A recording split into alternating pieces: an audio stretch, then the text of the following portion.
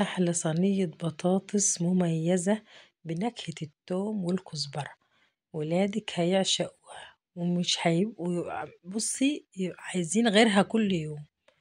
هتعمليها وهي سهلة جدا واقتصادية جدا وبسيطة ومش هتاخد منك وقت خالص.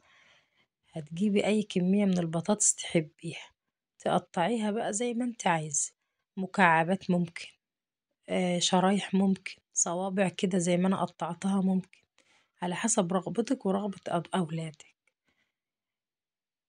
كل الكمية نقطعها بالشكل ده.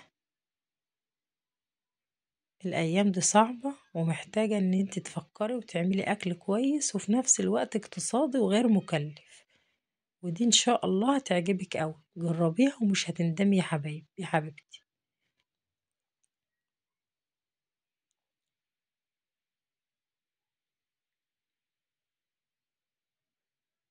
أنا بسكت كتير في الفيديو لأن أنا ما بحبش أتكلم غير المعلومة المفيدة. الناس اللي بتقولي انت بتسكتي كتير في الفيديو، مالوش داعي الكلام غير المعلومة المفيدة بس.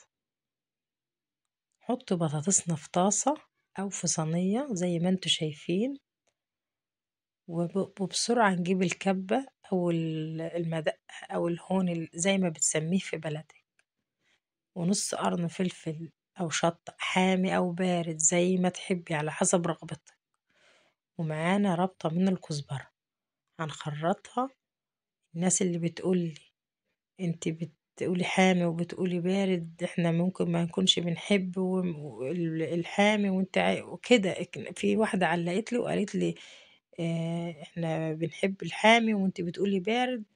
يا جماعة كل واحد على حسب رغبته، اللي يحب حامي يحط واللي يحب بارد يحط. هننزل عليهم بمعلقة من الكمون ومعلقة من الكزبرة الناشفة، يعني كزبرة خضراء وكزبرة ناشفة، ومعلقة من الملح، وحبة بصل بودر كده معلقة محترمة، ومعلقة توم مفروم أو صواب فصوص سوري، ومعلقة بابريكا. ضربنا كل الكمية في الكبة، هننزل بيها على البطاطس بتاعتنا.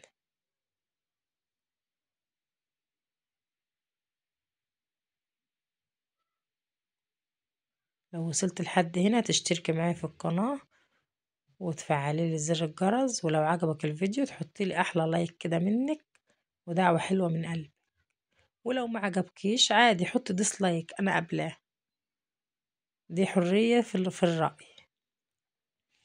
تدعكي كويس قوي صينية البطاطس بالشكل اللي انت شايفاه ده. انا عايزة كل كمية البطاطس تختلط بالكزبرة والثوم وبالدقة الجميلة دي عشان تاخد النكهة المميزة اللي ريحتها هتجيب اخر الشارع. وتحطي عليها بس 3 4 معالق زيت مش اكتر من كده، وعلى البوتاجاز على طول. وبعدين نحط نص كوباية من المية.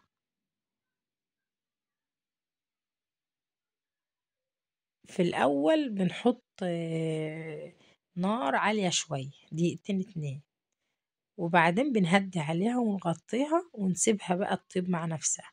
وشمي بقى ريحتها، لو ما جابتش الجيران كلك يقولولك عاملة ايه يبقى أنا ما بعرفش حاجة.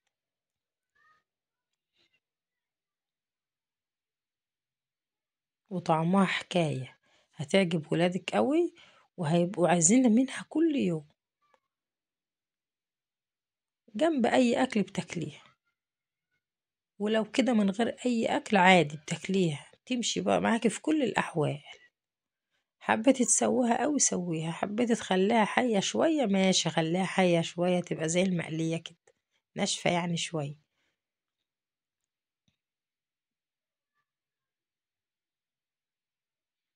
شوفي مستوية وتمام التمام.